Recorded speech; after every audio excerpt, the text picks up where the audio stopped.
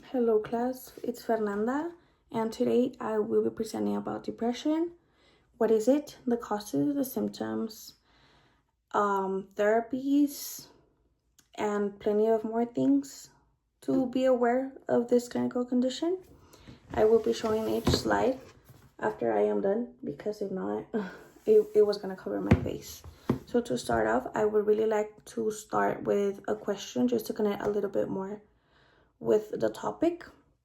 Have you ever felt overwhelmed by sadness, unable to find joy in things that you loved once?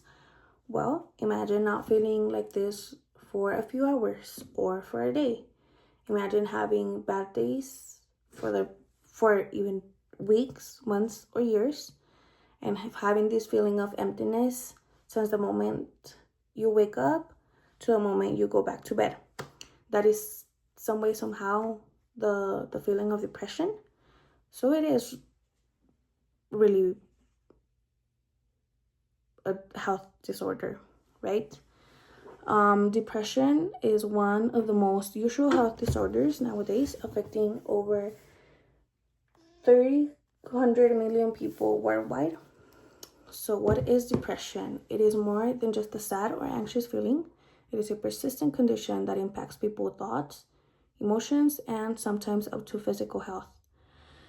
It is considered a medical disease, and it can be caused by many factors such as genetics, brain chemistry, or trauma.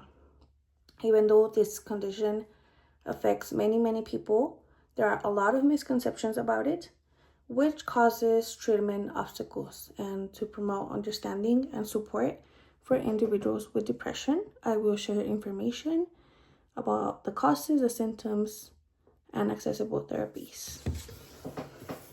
Here is the slide.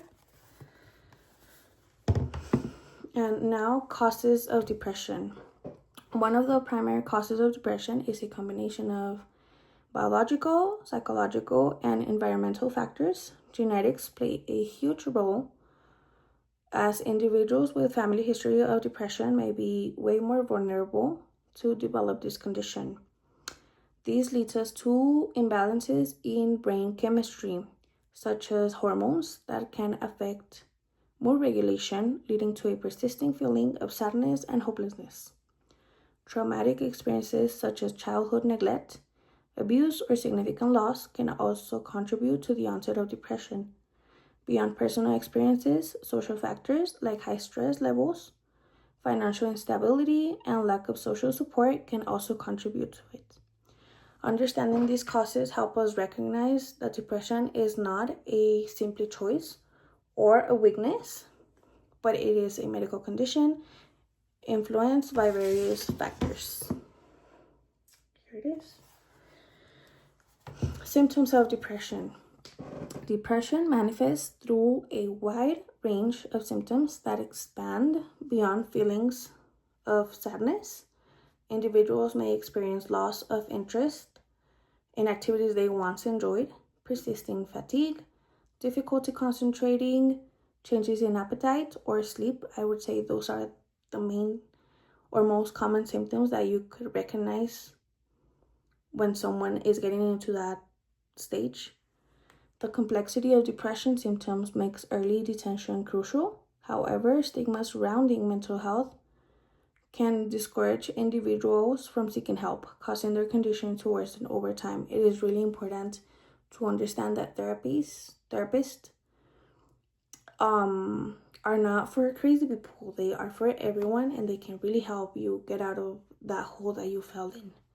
Educating ourselves on these symptoms allows us to support those in need and create a more compassionate environment where people feel safe seeking treatment.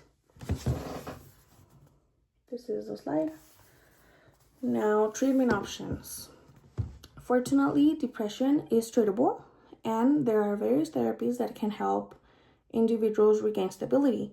Professional treatments such as therapy and medication provide structured support. One of the therapies that I looked up for is called cognitive behavioral therapy, and it helps individuals change and identify, very important, negative thought patterns, while antidepressants can regulate brain chemistry.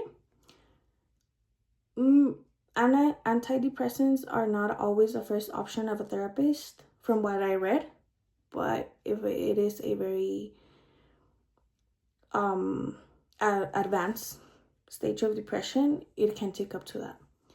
Beyond clinical treatments, lifestyle changes such as regular exercise, a balanced diet, and social engagement can boost medical well-being. Additionally, mindfulness practices like meditation and journaling can help manage stress and promote emotional resilience. When people are in this dark hole of depression, usually therapists put them in they put them a schedule to do something. They have to do a lot of things. They are not supposed to stay in bed all day because that makes them a little bit more depressed. So yeah, while no single approach works for everyone, understanding and exploring different treatment empower individuals to take control of their mental health and find the support that they need. So not everything works for everyone, but once you go to therapy, they will let you know what works out for you. In conclusion, depression is a complex but treatable condition.